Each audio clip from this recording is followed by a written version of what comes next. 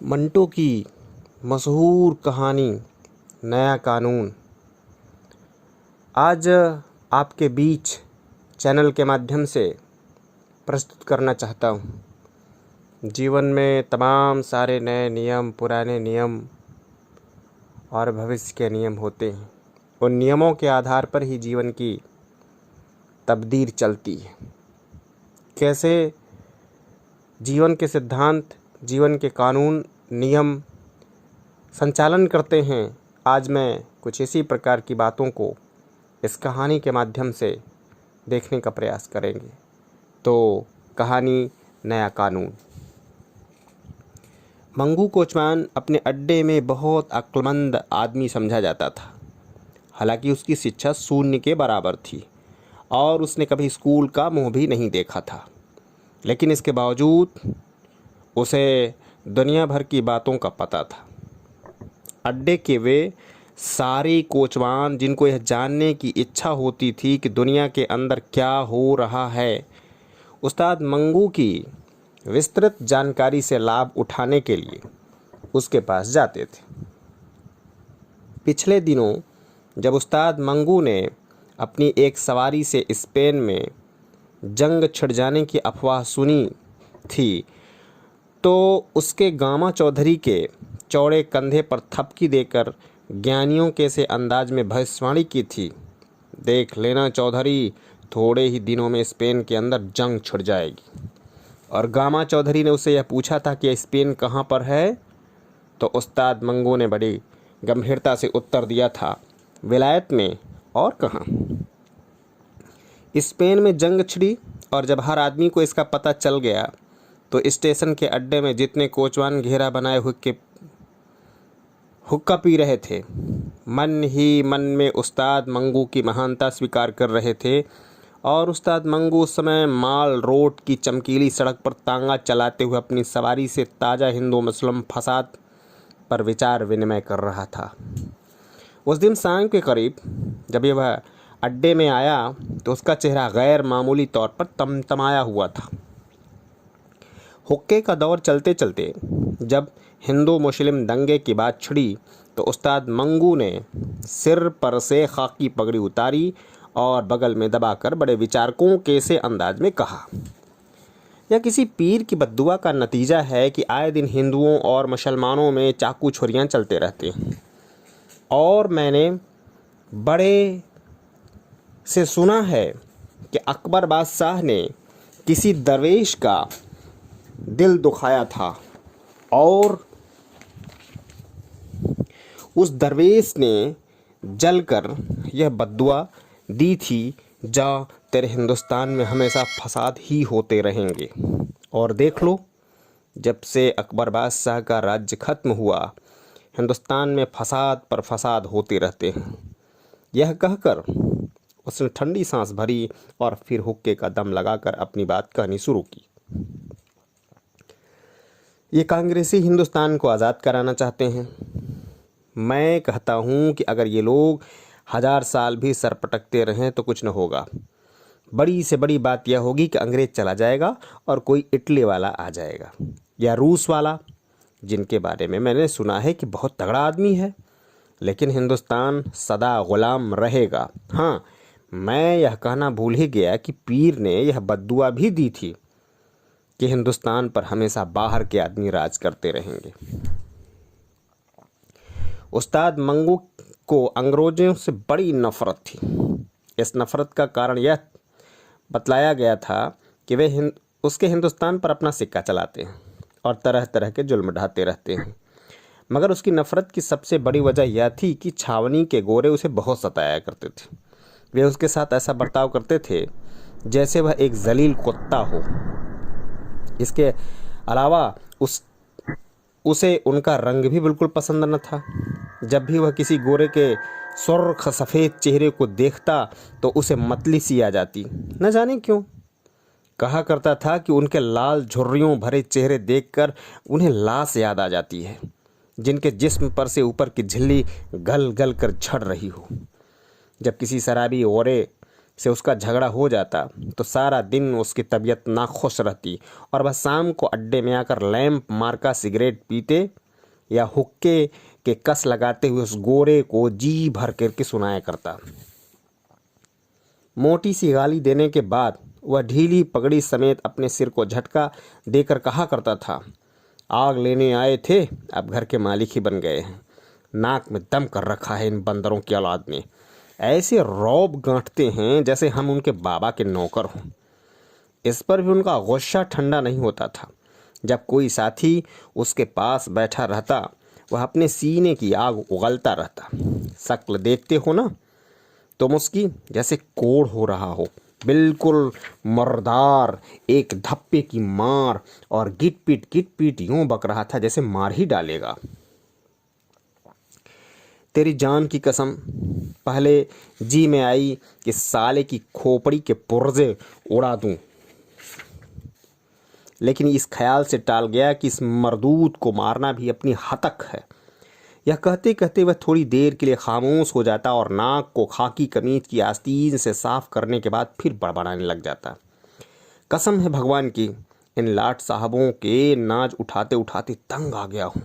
जब कभी इनका मनहूस चेहरा देखता हूँ और रगों में खून खौलने लग जाता है। कोई नया कानून वानून बनने तो इन लोगों से छुटकारा मिले। तेरी कसम जान में आ जाए जान। और जब एक दिन उस्ताद मंगू ने कचहरी से अपने तांगे पर 2 सवारियां ला दी और उनकी बातों से उसे पता चला कि हिंदुस्तान में नया कानून लागू होने वाला है, तो उसकी खुशी का कोई ठिकाना न रहा। 2 मारवाड़ी जो कचहरी में अपनी दीवानी के मुकदमे के सिलसिले में आए थे, घर वापस जाते हुए नए कानून यानी ईस्ट इंडिया एक्ट के बारे में बातें कर रहे थे। सुना है कि 1 अप्रैल से हिंदुस्तान में नया कानून चलेगा। क्या हर चीज़ बदल जाएगी? हर चीज़ तो नहीं बदलेगी, मगर कहते हैं कि बहुत कुछ बदल जाएगा और हिंदुस्तानियों को आज़ादी मिल जाएगी। क्या ब्याज के बारे में भी नया कानून पास होगा? यह पूछने की बात है, कल किसी वकील से पूछेंगे। उन मारवाड़ियों की बातचीत उस्ताद मंगू के दिल में नाकाबिल बयान खुशी पैदा कर रही थी। वह अपने घोड़े को हमेशा गालियां देता था और चाबुक से बहुत बुरी तरह पीटा करता था, पर उस दिन वह बार बार पीछे मुड़कर मारवाड़ियों की तरफ देखता और अपनी बढ़ी हुई मूंछों के बाल एक उंगली से बड़ी सफाई के साथ ऊंचे करके घोड़े की पीठ पर लगाम ढीली करते हुए बड़े प्यार से कहता, चल बेटा चल, जरा हवा से बात करके दिखा दे। मारवाड़ियों को उनके ठिकाने पहुंचाकर उनसे अनारकली में दीनू हलवाई की दुकान पर आध सेर दही की लस्सी पीकर एक बड़ी डकार ली और मूंछों में मुंह को दबाकर उनको चूसते हुए यूं ही ऊंची आवाज में कहा, हद तेरी ऐसी की तैसी। शाम को जब वह अड्डे पर लौटा और वहां उसे अपना कोई जानू पहचानू तांगे वाला न मिल सका, तो उसके सीने में एक अजीब व गरीब तूफान बरपा हो गया। वह एक बड़ी खबर अपने दोस्तों को सुनाने वाला था, बहुत बड़ी खबर, और उस खबर को अपने अंदर से बाहर निकालने के लिए बहुत बेचैन हो रहा था, लेकिन वहाँ कोई था ही नहीं। आध घंटे तक वह चाबुक बगल में दबाए स्टेशन के अड्डे की लोहे की छत के नीचे बेचैनी की हालत में टहलता रहा। उसके दिमाग में बड़े अच्छे अच्छे विचार आ रहे थे। नए कानून के लागू होने की खबर ने उसको एक नई दुनिया में लाकर खड़ा कर दिया था।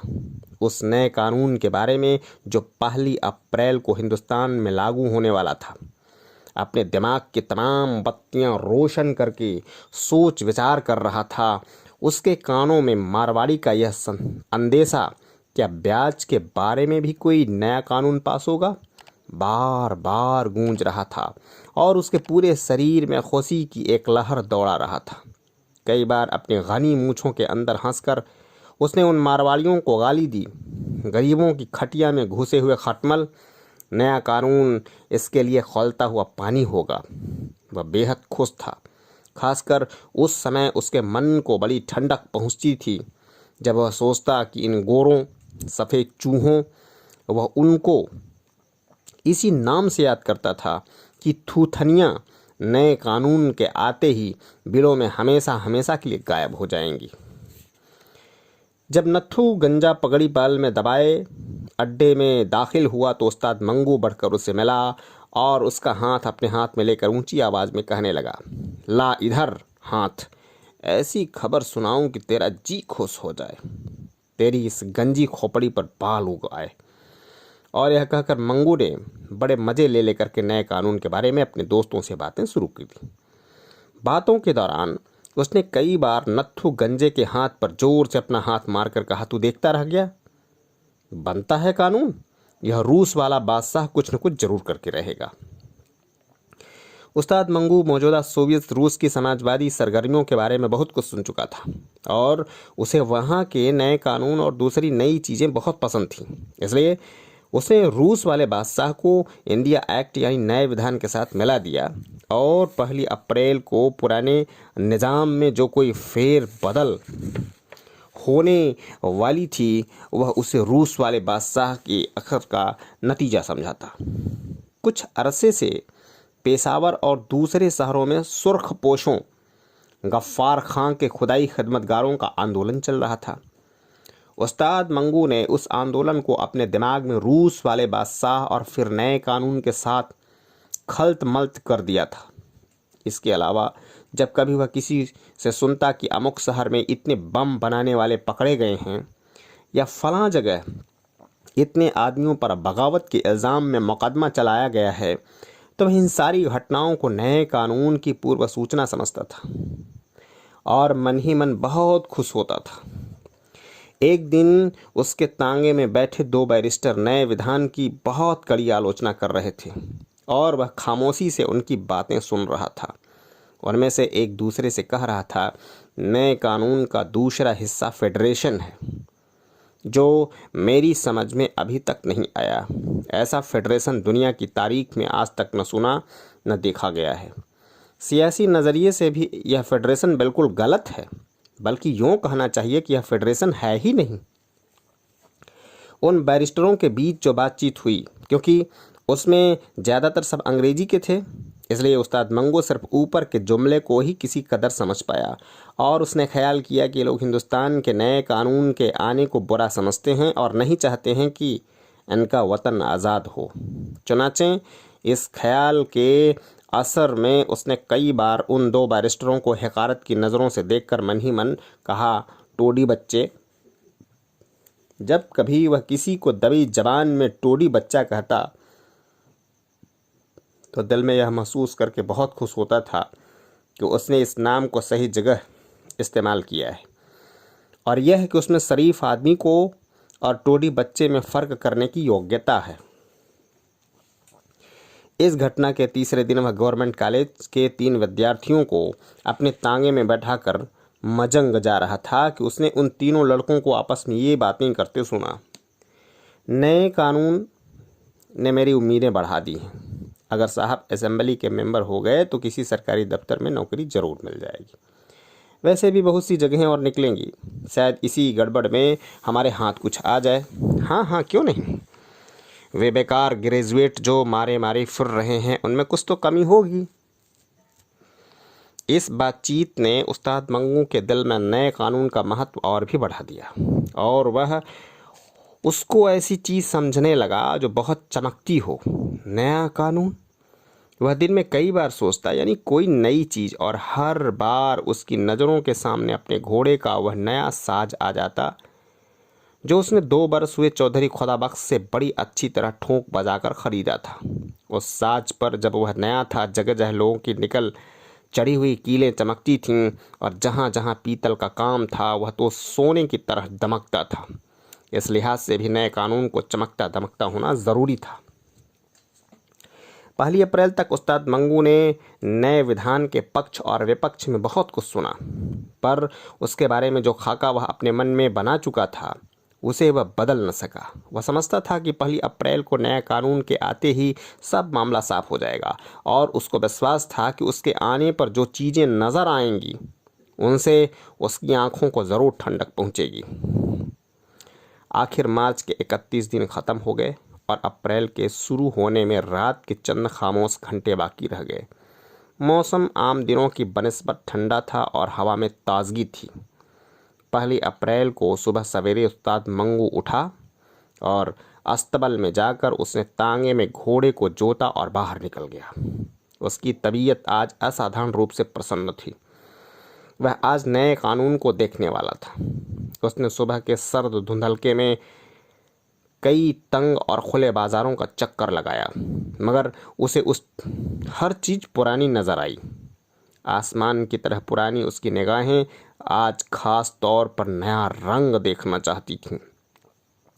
पर सिवाय उस कलंगी के जो रंग बिरंगे परों से बनी थी और उसके घोड़े के सिर पर जमी हुई थी, बाकी सब चीज़ें पुरानी नजर आती थीं। यह नई कलंगी उसने नए कानून की खुशी में 31 मार्च को चौधरी खुदा बख्श से 14:30 आने में ख़रीदी थी। घोड़े की टापों की आवाज़, काली सड़क और उसके आसपास थोड़ा थोड़ा फासला छोड़कर लगाए हुए बिजली के खंभे, दुकान के बोर्ड, उसके घोड़े के गले में पड़े हुए घुंघरुओं की झंझनाहट, बाजार के चलते फिरते आदमी, इनमें से कौन सी चीज़ नई थी? जाहिर है कि कोई भी नहीं, लेकिन उस्ताद मंगू निराश नहीं हुआ। अभी बहुत सवेरा है, दुकानें भी तो अभी सब बंद हैं। इस ख्याल ने उसे तस्कीन दी। इसके अलावा वह यह भी सोचता था कि हाई कोर्ट में 9 बजे के बाद ही काम शुरू होता है। अब इससे पहले नया कानून क्या नज़र आएगा? जब इसका तांगा गवर्नमेंट कॉलेज के दरवाजे के करीब पहुंचा तो कॉलेज के घड़ियाल ने बड़े घमंड से 9 बजाए। जब विद्यार्थी कॉलेज के बड़े दरवाजे से बाहर निकल रहे थे, खुशपोश थे, पर उस्ताद मंगू को न जाने क्यों उनके कपड़े मैले मैले से नजर आए। शायद इसका कारण यह था कि उसकी निगाहें आज आंखों को चौंधिया देने वाले किसी जलवे का इंतजार कर रही थी। तांगे को दाएं हाथ मोड़कर वह थोड़ी देर के बाद फिर अनारकली में चला आया। बाजार की आधी दुकानें खुल चुकी थीं और जब लोगों की आमद रफ्त भी बढ़ गई थी। हलवाई की दुकानों पर ग्राहकों की खूब भीड़ लगी थी। मनिहारी वालों की नुमाइशी चीज़ें शीशे की अलमारियों में से लोगों को अपनी ओर खींच रही थीं और बिजली के तारों पर कई कबूतर आपस में लड़ झगड़ रहे थे। पर उस्ताद मंगू के लिए इन तमाम चीज़ों में से कोई दिलचस्पी नहीं थी। वह नए कानून को देखना चाहता था, ठीक उसी तरह जिस तरह वह अपने घोड़े को देखना चाह रहा था। जब उस्ताद मंगू के घर बच्चा पैदा होने वाला था तो उसने 4-5 महीने पड़ी बेचैनी में गुजारे थे। उसको विश्वास था कि बच्चा किसी न किसी दिन जरूर पैदा होगा, पर वह इंतज़ार की घड़ियां नहीं काट सकता था। वह चाहता था कि अपने बच्चे को सिर्फ एक नज़र देख ले, इसके बाद वह पैदा होता रहे। चुनाचे इसी गैर मगलूब इच्छा के तहत उसने कई बार अपनी बीमार बीवी के पेट को दबा दबा कर उसके ऊपर कान रख रख कर अपने बच्चे के बारे में कुछ जानना चाहा था, पर वह नाकाम रहा था। एक बार तो वह इंतज़ार करते करते इतना तंग आ गया था कि अपनी बीवी पर बरस भी पड़ा था। तू हर वक्त मुर्दे की तरह पड़ी रहती है, उठ और जरा चल फिर, तेरे अंगों में थोड़ी सी ताकत तो आए। यूं तख्ता बने रहने से कुछ न होगा। तो समझती है कि इस तरह लेटे लेटे बच्चा जन्म देगी? उस्ताद मंगू तबीयत से बहुत जल्दबाज था। वह हर चीज़ का असली रूप देखने के लिए न सिर्फ इच्छुक था, बल्कि उसे खोजता भी रहता था। उसकी बीबी गंगा देई उसकी इस किस्म की बेकरारियों को देखकर आम तौर पर यह कहा करती थी, अभी कुआं खोदा ही नहीं गया और तुम प्यास से बेहाल हो रहे हो। कुछ भी हो, पर उस्ताद मंगू नए कानून के इंतजार में इतनी बेचैनी नहीं बर्दाश्त कर सकता था जितने कि उसे अपनी तबीयत के लिहाज से होना चाहिए था। वह आज नए कानून को देखने के लिए घर से निकला था, ठीक उसी तरह जैसे वह गांधी या जवाहरलाल के जुलूस को देखने के लिए निकलता था। नेताजी की महानता का अनुमान उस्ताद मंगू हमेशा उनके जुलूस के हंगामे और उनके गले में डाली हुई फूलों की मालाओं से किया करता था। अगर कोई लीडर गेंदे के फूलों से लदा हो तो उस्ताद मंगू के नज़दीक वह बड़ा आदमी था, और जिन नेता के जुलूस में भीड़ की वजह से 2-3 दंगे होते होते रह जाते, वह उसकी नज़र में और भी बड़ा था। अब नए कानून को अपने जेहन के इसी तराजू में तोलना चाहता था। अनारकली से निकलकर वह माल रोड की चमकीली सड़क पर अपनी तांगे को धीरे धीरे चला रहा था कि मोटरों की दुकान के पास उसे छावनी की एक सवारी मिल गई। किराया तय करने के बाद उसने अपने घोड़े को चाबुक दिखाया और मन में सोचा, चलो यह भी अच्छा हुआ, शायद छावनी से ही नए कानून का कुछ पता चल जाए। छावनी पहुंचकर उस्ताद मंगू ने सवारी को उसके मंजिल पर उतार दिया और जेब से सिगरेट निकालकर बाएं हाथ की आखिरी 2 उंगलियों में दबाकर सुलगाया और पिछली सीट के गद्दे पर बैठ गया। तब उस्ताद मंगू को किसी सवारी की तलाश नहीं होती थी या उसे किसी बीती हुई घटना पर गौर करना होता तो वह आम तौर पर अगली सीट छोड़कर पिछली सीट पर बैठ जाता और बड़े इत्मीनान से अपने घोड़े के लगाम दाएं हाथ के गिर्द लपेट लिया करता था। ऐसे अवसरों पर उसका घोड़ा थोड़ा सा हिनहिनाने के बाद बड़ी धीमी चाल चलना शुरू कर देता था, मानो उसे कुछ देर के लिए भाग दौड़ से छुट्टी मिल गई हो। घोड़े की चाल और उस्ताद मंगू के दिमाग के ख्यालों की आमद बहुत सुस्त थी। जिस तरह थोड़ा धीरे धीरे कदम उठा रहा था, उसी तरह उस्ताद मंगू के जेहन में नए कानून के बारे में नए अनुमान दाखिल हो रहे थे। वह नए कानून के आने पर म्यूनिसिपल कमेटी से तांगों के नंबर मिलने के तरीके पर गौर कर रहा था और इस गौर तलब बात को नए विधान की रोशनी में देखने की कोशिश कर रहा था। वह इसी सोच विचार में डूबा था जब उसे ऐसा लगा जैसे किसी सवारी ने उसे बुलाया है। पीछे पलटकर देखने पर उसे सड़क के उस पार दूर बिजली के खंभे के पास एक गोरा खड़ा नजर आया जो उसे हाथ के इशारे से बुला रहा था। जैसा कि कहा जा चुका है, उस्ताद मंगू को गोरों से बेहद नफरत थी। जब उसने नई सवारी को गोरों के रूप में देखा तो उसके मन में नफरत के भाव जाग उठे। पहले तो उसके जी में आई कि बिल्कुल ध्यान न दें और उसको छोड़कर चला जाए, पर बाद में उसको ख्याल आया कि इनके पैसे छोड़ना भी बेवकूफ़ी है। कलगी पर जो मुफ्त में 14.5 आने खर्च किए हैं, इनकी जेब से वसूल करने के लिए चलो चलते।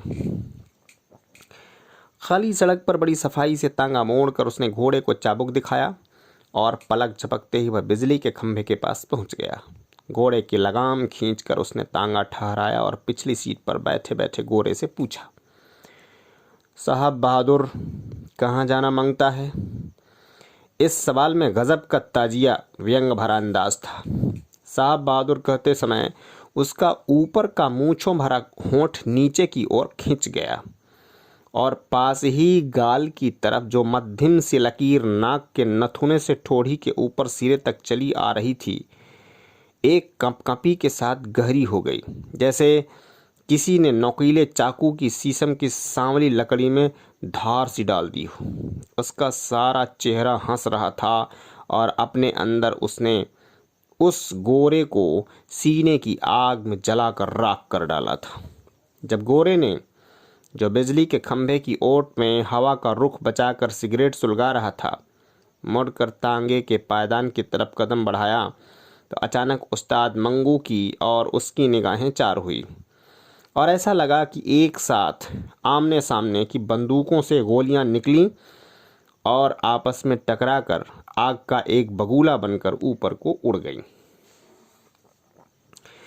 उस्ताद मंगू, जो अपने दाएं हाथ से लगाम को बल खोलकर तांगे से नीचे उतरने वाला था, अपने सामने खड़े गोरे को यूं देख रहा था जैसे वह उसके वजूद के जर्रे जर्रे को अपनी निगाहों से चबा रहा हो।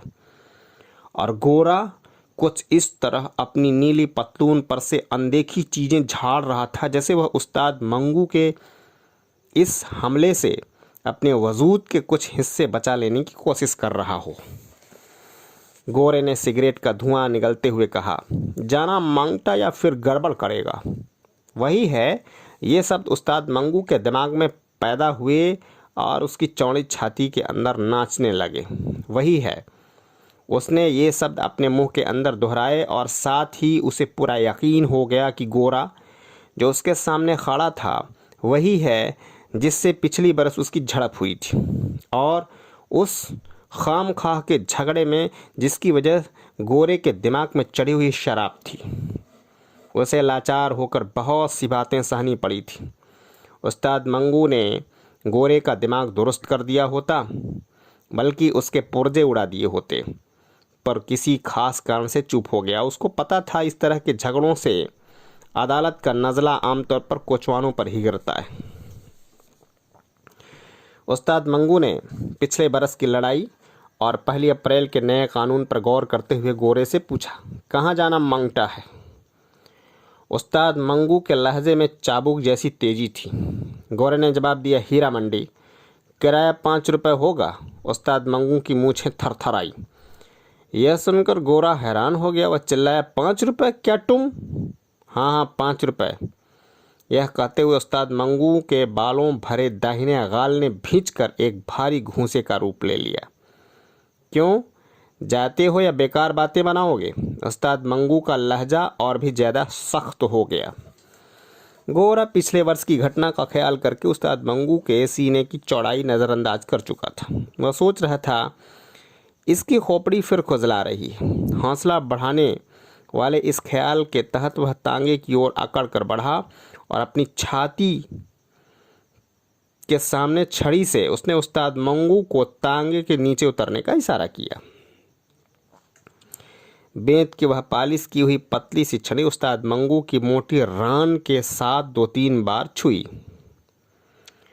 उसने खड़े खड़े नाटे कद के गोरे को ऊपर से नीचे देखा, जैसे वह अपनी निगाहों के भार से ही उसे पीस डालना चाहता हो। फिर उसका घूंसा कमान में तीर की तरह ऊपर को उठा और पलक झपकते ही गोरे की ठोड़ी के नीचे जम गया। धक्का देकर उसने गोरे को पटे हटाया और नीचे उतरकर उसे धड़ाधड़ पीटना शुरू कर दिया। गोरा हक्का बक्का रह गया और उसने इधर उधर सिमट कर उस्ताद मंगू के वजनी घूंसे से बचने की कोशिश की, और जब देखा कि उस्ताद मंगू की हालत पागलों की सी हो गई है और उसकी आंखों से अंगारे बरस रहे हैं, तो उसने जोर जोर से चिल्लाना शुरू किया। उसकी चीख पुकार ने उस्ताद मंगू की बाहों का काम और भी तेज कर दिया। वह गोरे को जी भर के पीट रहा था और साथ साथ यह कहता जाता था, 1 अप्रैल को भी वही अकड़ फूं, 1 अप्रैल को भी वही अकड़ फूं। अब हमारा राज है बच्चा। लोग जमा हो गए और पुलिस के 2 सिपाहियों ने बड़ी मुश्किल से गोरे को उस्ताद मंगू की पकड़ से छुड़ाया। उस्ताद मंगू उन 2 सिपाहियों के बीच खड़ा था। उसकी चौड़ी छाती फूली हुई सांस की वजन से ऊपर नीचे हो रही थी। मुंह से झाग बह रहा था और अपनी मुस्कराती हुई आंखों से हैरत ज़दा भीड़ की तरफ देखकर वह हाँफती हुई आवाज़ में कह रहा था, वो दिन गुजर गए जब खलील खां फाख्ता उड़ाया करते थे। अब नया कानून है मियाँ, नया कानून।